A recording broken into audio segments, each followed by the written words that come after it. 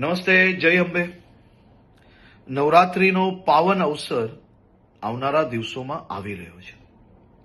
માં અંબાની ભક્તિને શક્તિમાં રંગાવવા માટે ગુજરાતના સૌ નાગરિકો તૈયાર થઈ ગયા છે. નવરાત્રીના આ પાવન અવસરે સૌ ખેલૈયાઓ દિલ મૂકીને માં અંબાની ભક્તિને શક્તિમાં રંગાઈ શકે, ગરબે ઘૂમી શકે તે માટે ગુજરાતના મુખ્યમંત્રી શ્રી ભૂપેન્દ્રભાઈ પટેલના માર્ગદર્શનમાં ગુજરાત સરકારે છેલ્લા અનેક વર્ષોથી નવરાત્રી મોડે સુધી રમી શકે, સાથે સાથે મોડી રાત સુધી નાના નાના વેપારીઓ, ફેરિયાઓ અને જે લોકો દરરોજ આ કામ કરીને એમનું પરિવાર ચલાવે છે, તેમનો ધંધો રોજગાર ચાલી શકે તેની બી ચિંતા કરવામાં આવતી હોય છે.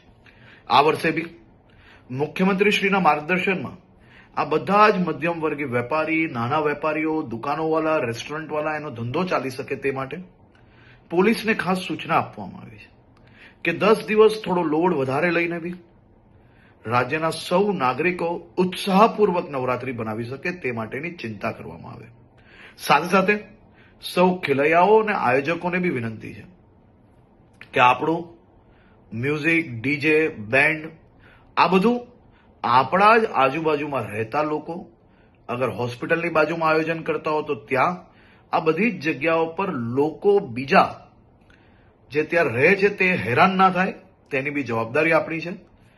આપણા રાજ્યની અંદર મોડે સુધી ગરબા તમે રમી શકો તે માટે ભૂપેન્દ્રભાઈ પટેલની સરકાર દ્વારા સંપૂર્ણ વ્યવસ્થાઓ કરવામાં આવી છે. પરંતુ સાથે સાથે એક જવાબદાર નાગરિક તરીકે તમે બી સૌ લોકો પોતપોતાનો ફરજ અદા કરશો તેવો મને 100% વિશ્વાસ છે. સૌ લોકોને ફરી એકવાર જય અંબે અને આપ સૌ લોકોને નવરાત્રીની ખૂબ ખૂબ શુભકામનાઓ હું હમણાંથી જ આપું છું. નવરાત્રીમાં દિલ મૂકીને આપ સૌ લોકો માં અંબેની ભક્તિ કરી શકો તેવી આપ લોકોને ખૂબ ખૂબ શુભકામનાઓ.